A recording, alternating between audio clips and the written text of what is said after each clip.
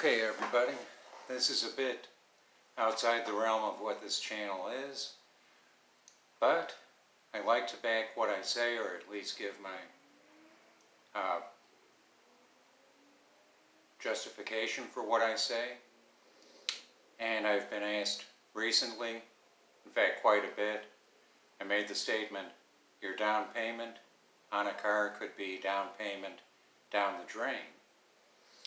And folks have asked me quite a bit, how is that? And I've got a car channel debuting this coming Saturday. So this is a rare Tuesday upload. My schedule is Wednesday. And this channel is not about cars, except to get this down payment question answered sooner for those that have been asking. So without further delay, I'll address how down payment could be money down the drain, except bearing in mind what works for one person may not work for another, so it's all personal preference. This is just my viewpoint on why it's better not to put a down payment on a car.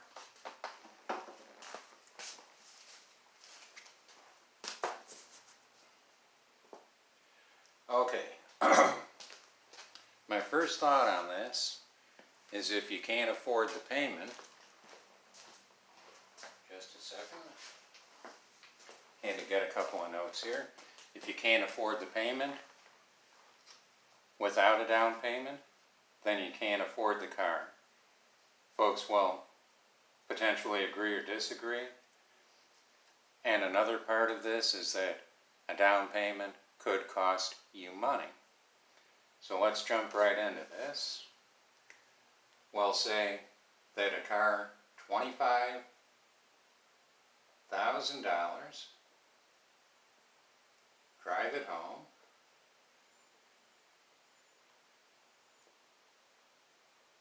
and drive it home, price,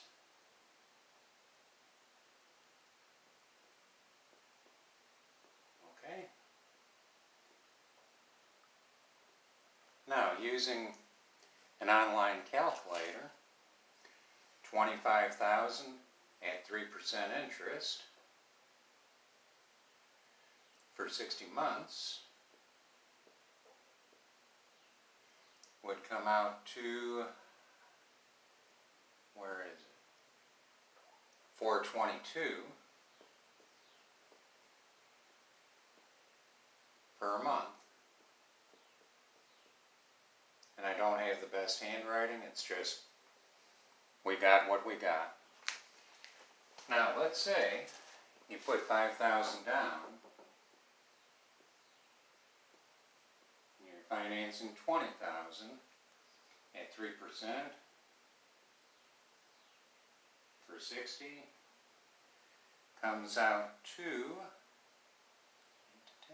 $332 a month.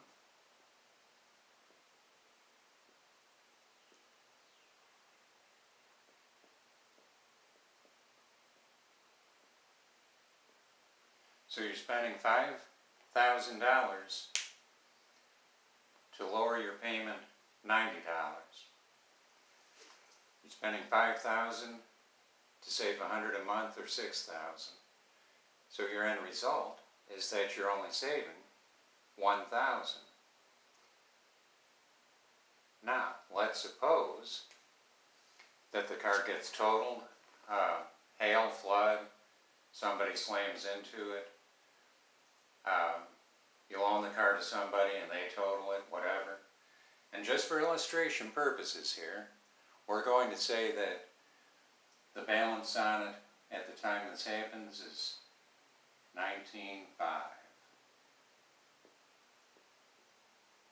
Again, illustration, the numbers aren't precise, it's just example here. Now you get real lucky, and the insurance determines your car is worth $19,500 and you owe $0. balance on the car. Wonderful, except your down payment of $5,000 is gone. So now it's time to replace the totaled car, and we'll say it's the same deal, $25,000 total, drive it off the lot price. Now you have to come up with another $5,000. So you spent a total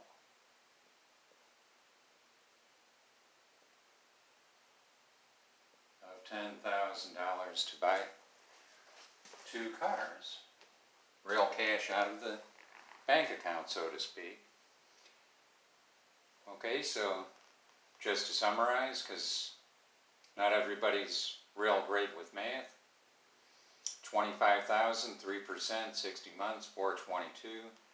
20,000, 3%, 60 is 332. And then the car gets totaled, and just by sheer coincidence, the balance is $19,500, the insurance pays $19,500, zero, your $5,000 down payment. The insurance does nothing about that. They only care about what your balance is. So let's say you finance the full $25,000, it's worth $19,500, and the insurance cuts a check for $19,500.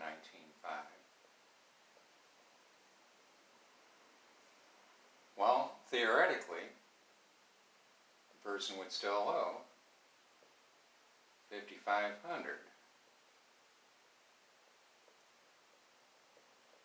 But if you spend, I don't know, it's maybe $500 or something in that range for gap insurance,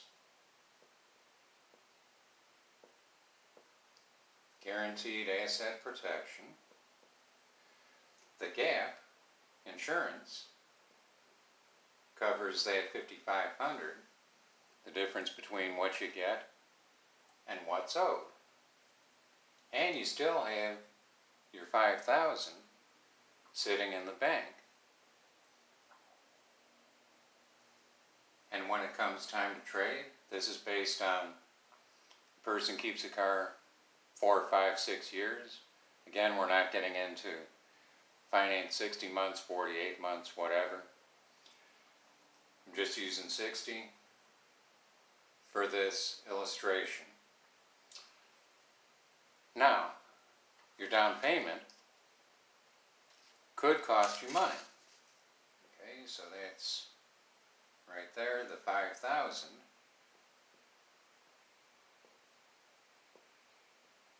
Again, just for illustration, $5,000 you have in the bank sitting there. You take the $5,000 out, and you've got nothing left in that account, just theoretically, example's sake here. And let's just say you have it somewhere, and you do all this on December 31st.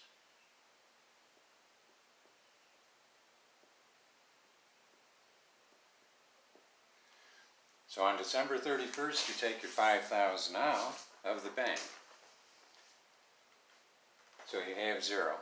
And just for example's sake again, we'll say it pays 5% interest on January 1st each year.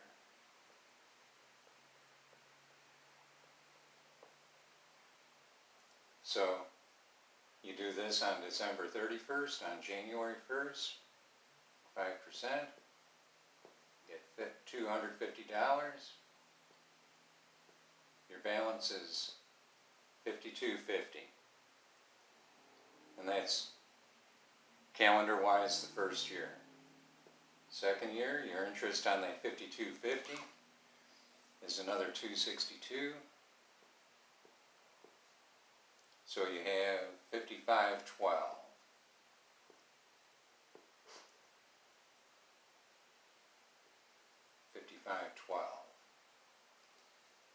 And then the third year, your interest is $275.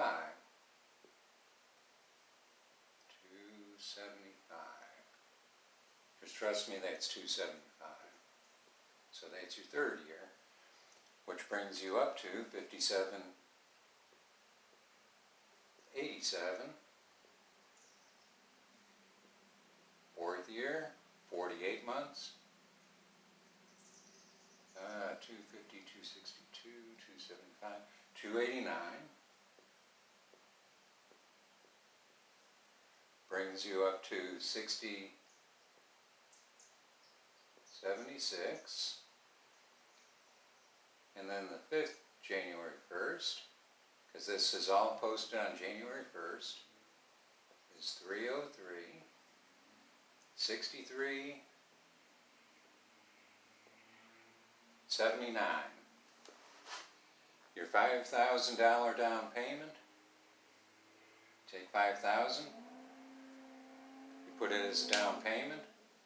At the end of 5 years, you lost $6,379. So you're putting down $5,000 to save just under $6,000, but you're losing a total of $1,379 from the interest after 5 years. Like I say, my handwriting isn't the best, it's atrocious at best, but potentially you can figure out the scribbling as I explained it. So, this is to answer the question of why shouldn't I put a down payment on a car? To just explain it in this manner. And supposing, coming back up here, supposing this car gets totaled, GAP pays it off. You get the same deal on the replacement car, $25,000. You finance the full $25,000 as opposed to $25,000, you put $5,000 down, it gets totaled. You walk away from that $5,000, you have to come up with another $5,000 to buy the replacement car or finance the entire purchase. So that's the upshot of new or used. Why I feel, and it's just my opinion, as to why no down payment is best. And I'll stick by my philosophy of if you have to put a down payment on a car to afford the monthly payments, then look for something a little bit less, because in my view, losing $1,379 interest is not something I'd like to do. Again, all these numbers are just hypothetical for illustration purposes. And one closing thought, this $25,000 was arrived at a sale price of, I believe I put in $23,500 and then taxes, registration and all, so they could vary in your region of the country. And I believe it came out to slightly more than $25,000, but $23,500 purchase price, for those that might be wondering. Total price, take it home, but what's the purchase price? So that's pretty much it. This is Tuesday, May 25th. My regular upload for this channel will be tomorrow, Wednesday the 26th. And the car channel, which you'll hear a bit more about it tomorrow, will premiere this coming Saturday, somewhere between noon and 5, roughly. So anyway, thanks for stopping by. Hope you come back and we return to our regular scheduled John Smith content tomorrow. See you then.